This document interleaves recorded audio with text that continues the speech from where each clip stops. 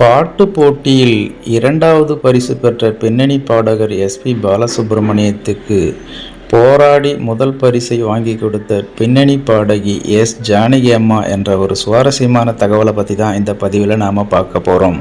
அதை பார்க்குறதுக்கு முன்னாடி hi friends, I'm C Elango. வணக்கம், welcome back to my channel.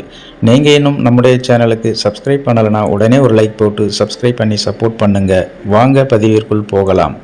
April 23 பிறந்த நாள் காணும் பின்னணி பாடகி எஸ் ஜானகி அம்மாவை வாழ்த்த வயதில்லை, வணங்குகிறேன். பின்னணி பாடகி எஸ் ஜானகி அவர்கள் 17 மொழிகளில் 40,000 பாடல்களை பாடி சாதனை புரிந்தவர். வேறு எந்த பாடகர் பாடகிகளிலும் இல்லாத மிகச்சிறந்த திறமை பெற்றவர். அன்பு, காதல், சோகம், குறும்பு, குழந்தைத்தனம், காமம், பாசம், நெகிழ்வு, இயலாமை என அனைத்து வகையான உணர்வுகளையும் தன் குரலில் அனாவசியமாக காட்டக்கூடியவர். ஒவ்வொரு உணர்ச்சி வெளிப்பாட்டிற்கும் நம்மை அறியாமலேயே அனிச்சையாக நம் உடம்பு உணர்வை வெளிப்படுத்தும். ஆனால் ஜானகி அம்மா பாடும்போது எந்த உணர்வுகளையும் காட்டாமல் அனைத்து நவரசங்களையும் தன் குரலில் காட்டி அசைத்து விடுவார். ஜானகி அம்மா 4 முறை தேசிய விருது வாங்கியிருக்கிறார். இதில் 2 பாடல்களுக்கு தமிழில் கிடைத்தவை. இவர் முதலில் தேசிய விருது வாங்கிய பாடல் 16 வயதினிலே என்ற திரைப்படத்தில் கங்கை அமரன் அவர்கள் எழுதிய செந்தூர பூவே செந்தூர பூவே என்ற பாடல். தேவர் மகன் என்ற திரைப்படத்தில் இடம்பெற்ற இஞ்சி இடுப்பழகா பாடலுக்கும் தேசிய விருது கிடைத்தது. இவங்களோட ஸ்பெஷல் டேலண்ட் அப்படின்னு பார்த்தோம்னா குழந்தை குரலிலும் கிழவி குரலிலும் பாடி அசத்துவாங்க.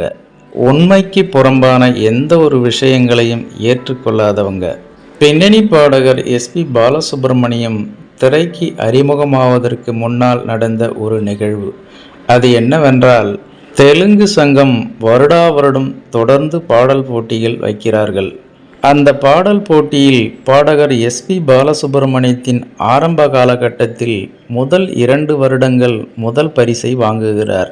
அதனைத் தொடர்ந்து 3வது வருடம் நடக்கும் போட்டியில் ஜானகி அம்மா தலைமை தாங்கி பரிசு கொடுக்கிறார்.